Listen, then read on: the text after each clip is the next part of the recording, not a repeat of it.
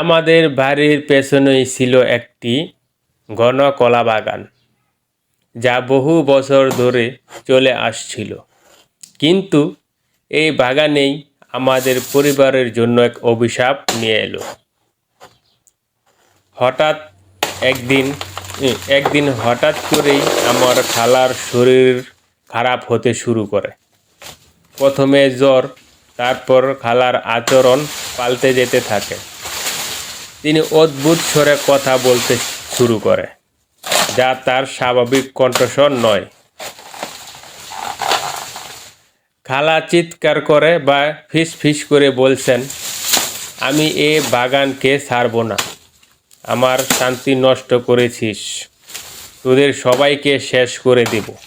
এই কথা শুনে বাড়ির সবাই বুঝতে পারে যে খালার উপর কোনো অশরীরী আত্মা বর করেছে। গ্রামের ওজা বা কবিরাজকে ডাকা হয়।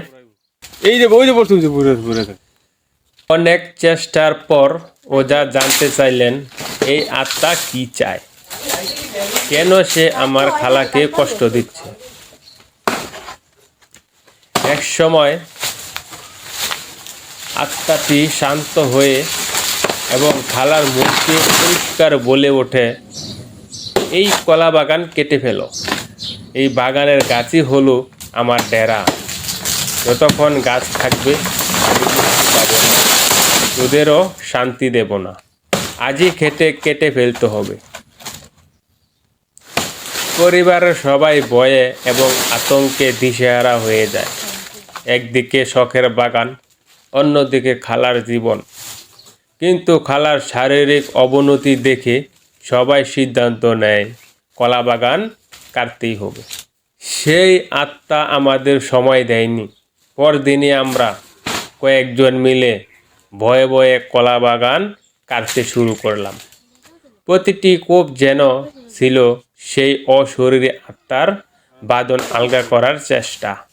বাগান কাটা শেষ হওয়ার পর সেই দিনই আমার খালা সুস্থ হয়ে ওঠেন, আর কখনো তার উপর কোনো ভূতের বর হয়নি। আমরা বুঝেছিলাম আমাদের সামান্য ভয় আর শখের চেয়ে খালার জীবন ও পরিবারের শান্তি অনেক বেশি মূল্যবান ছিল। তো যাই হোক প্রিয় দর্শক, তো খুবই কষ্ট লেগেছিল এই কলা গাছটা কাটার সময়। তো এখানে কলা গাছটা কাটার সময় এই যে এই কলার ছড়িটা ঝুলে আছে, এখনো পুরা পাকে নাই। তারপরও এটা নেওয়া হচ্ছে বাধ্যতামূলক হয়ে। তো আপনাদের বাড়িতে এরকম কেমন ঘটনা ঘটছে কিনা আপনারা অবশ্যই জানাবেন। দেখি আপনাদের বাড়িতে কার সাথে এমন ঘটনা ঘটছে। তো দেখুন আমার হাতে কলার ছড়ি, এটা আরও কিছুদিন পরে পারতাম, কিন্তু এই খালার নানা সমস্যা, ভূতের সমস্যা, তো বাধ্য হলাম এই কলা গাছগুলো কেটে ফেলতে। তো যদিও খারাপ লাগে, তারপরও মানুষের জীবনটাই সবচাইতে আগে। তো এই কারণে আমরা সিদ্ধান্তই নিয়েছিলাম এই গাছগুলো কেটে ফেললাম। আপনারা সঙ্গে থাকবেন। আর যদি এরকম ভূত প্রেতের আসর থাকে তাহলে আপনারা এরকম বাগানগুলো কেটে ফেলবেন। মনে রাখবেন, মানুষের জীবনই হচ্ছে সবচাইতে বড়।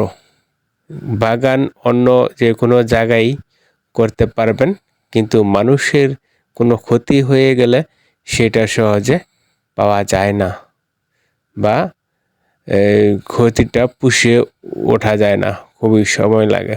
তো দেখুন এই গাছটার মধ্যেও ভূতের বসবাস ছিল।